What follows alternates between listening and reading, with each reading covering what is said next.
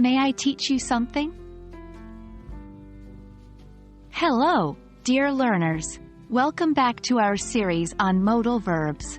Today, we're going to focus on the use of the word may in asking for permission.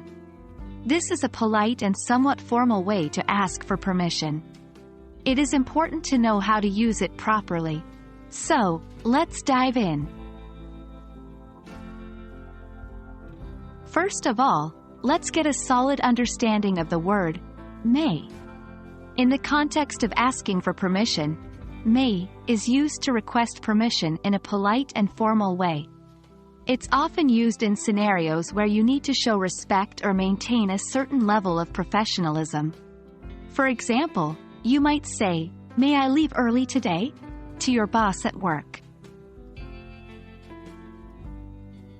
When using may to ask for permission, it's quite simple.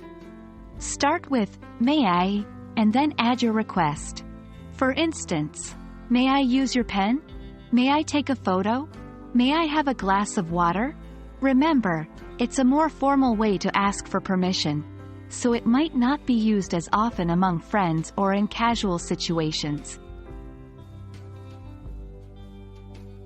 After asking for permission using may, there are various responses you might receive. If permission is granted, you might hear, "Yes, you may. Of course, you may. Certainly, you may." If permission is denied, you might hear, "No, you may not. I'm afraid you may not." To wrap up, let's briefly compare may with can and could, as all three can be used to ask for permission. May is more formal and polite, can is more casual and common, and could is a polite and less formal alternative to may. For example, "May I borrow your book?" More formal. "Can I borrow your book?" More casual. "Could I borrow your book?" Less formal but still polite.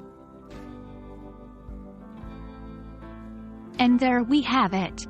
Now, you know how to use may when asking for permission. Remember, it's a more formal and polite way of requesting permission, so use it in situations where you want to show respect or maintain a certain level of formality. Practice using may in your daily conversations, and you'll master it in no time. Keep learning and stay tuned for our next lesson. Happy learning!